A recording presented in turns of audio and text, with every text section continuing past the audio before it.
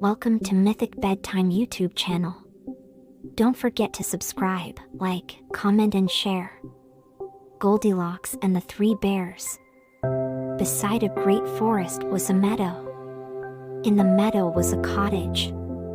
And in the cottage lived Mummy Bear, Daddy Bear, and Little Baby Bear.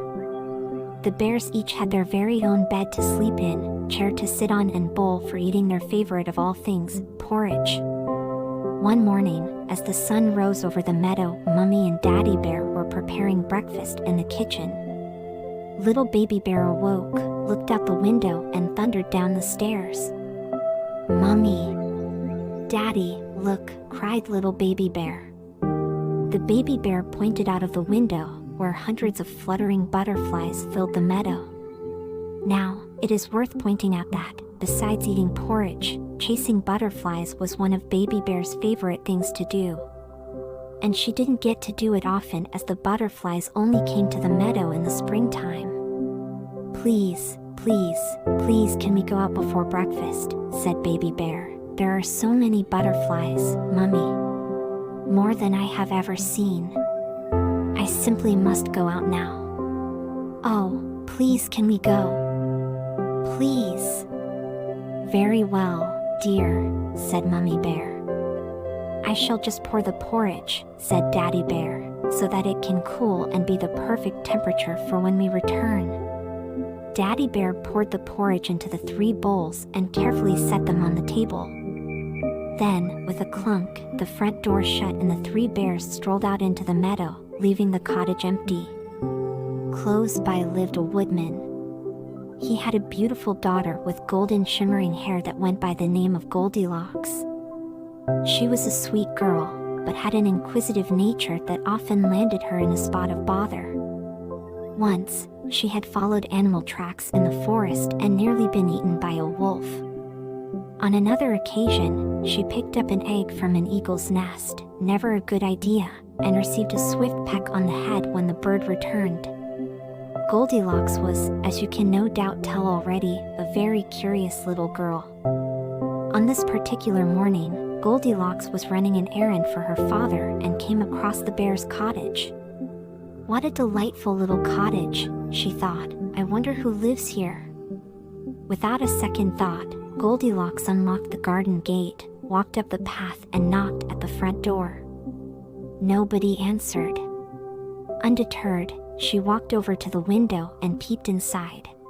"Oh my," she said, "look at those delicious bowls of steaming porridge. It seems such a dear shame that nobody is here to enjoy them. I shall simply have to eat the porridge and stop it going to waste." So Goldilocks opened the front door and went inside. Before her was a roaring fire. In front of the fire stood a kitchen table. And on the table lay 3 bowls of steaming porridge, neatly in a row. There was a big bowl, a medium bowl, and a little bowl, each of which were accompanied by a matching chair and spoon, big, medium, and little. First, Goldilocks sat in the big chair. It was much too big. So big, in fact, that her feet didn't touch the floor. She leant forward, picked up the big spoon, and tasted the porridge in the big bowl. "Oh no," she exclaimed, "that is much too salty."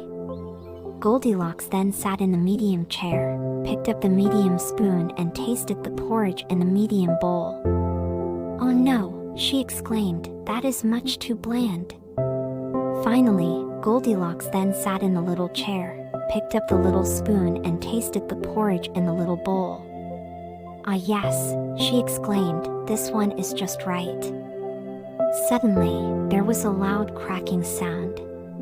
The seat of the little chair, which was much too small for Goldilocks, snapped under her weight. The little bowl flew high into the air and its contents landed with a soggy splat upon the wall. "Oops," said Goldilocks. "Oh, well. I did have a good fill of porridge and it has made me very sleepy." Now tired, Goldilocks went upstairs. In front of her stood 3 beds in a row, big, medium, and little. First, Goldilocks tried the big bed. "Oh no," she exclaimed, "this bed is much too hard."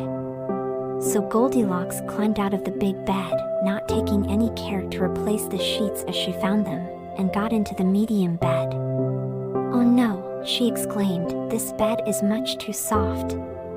Goldilocks then climbed out of the medium bed, again, leaving the sheets strewn every which way, and got into the little bed.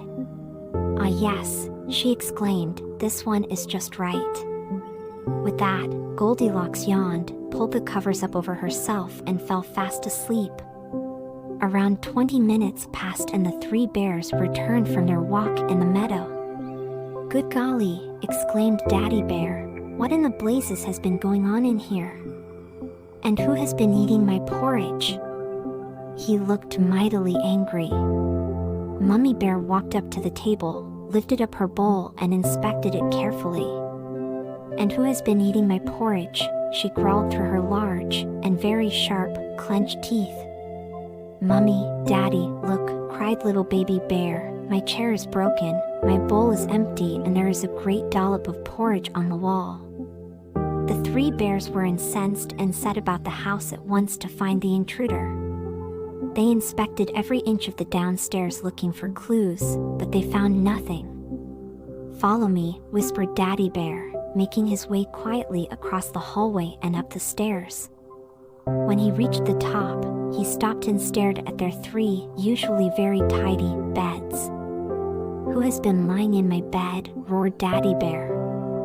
Mummy Bear quickly stepped forward, took a glimpse at her tumbled bedsheets and said, "And who has been lying in my bed?"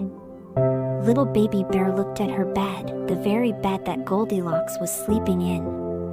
"Daddy," she whispered, "there is a little girl in my bed." "Aha," he replied triumphantly, "this must be the beastly intruder. I will gobble her up at once as punishment for her naughty disrespect." Goldilocks awoke with a start. "I think you may just agree that the sight of three hungry bears at the end of your bed is enough to give anyone the heebie-jeebies." And, let me tell you, Goldilocks was no different. Quick as a whip she sprang up, jumped from the bed and skipped through the open window, before any of the bears could lay a paw on her. Outside the window was a drain pipe. Goldilocks grabbed the drain pipe with both hands, shimmied down it and then ran home as fast as her legs would carry her, while the bears looked on from the bedroom window. Goldilocks arrived home, out of breath and sweaty from having run all the way. "Goldilocks, my dear daughter," said the woodman, "did you collect the eggs from Mrs. Brown's farm as I asked?" "No, Daddy, I got distracted." "Not again, Goldilocks," sighed the woodman. "Whatever have you been up to this time?" "I found an empty cottage, Daddy. And it had 3 bowls of porridge on the table, so I went in and helped myself." "You did what?" "I'm sorry, Daddy. I really am. I didn't know that the bears lived there and promise I didn't mean to break the chair or slop porridge on the wall." The woodman looked at Goldilocks. "I am very disappointed in you," said the woodman. "How do you propose to make amends for your thoughtlessness?" Goldilocks was silent for a moment, deep in thought.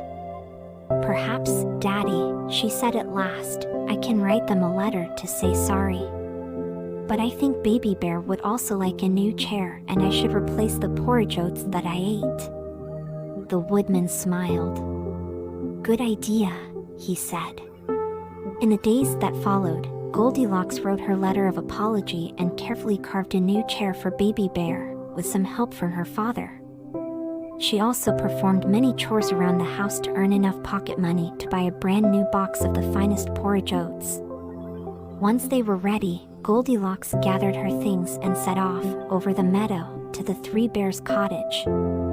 This time, she knocked at the door and waited patiently. The door opened.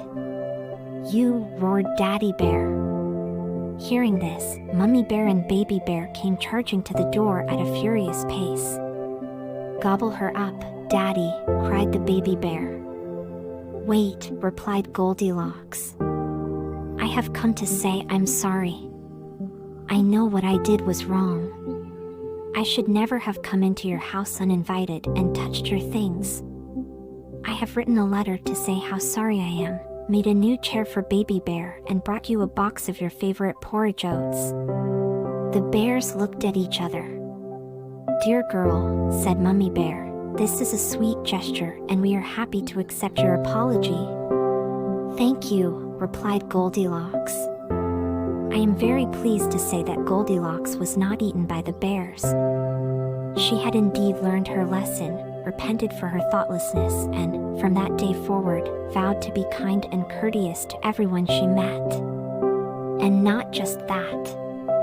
Goldilocks and the three bears soon became the best of friends. They enjoyed many a spring morning together, chasing butterflies, eating porridge, and, as the story goes, they all lived happily ever after. The end.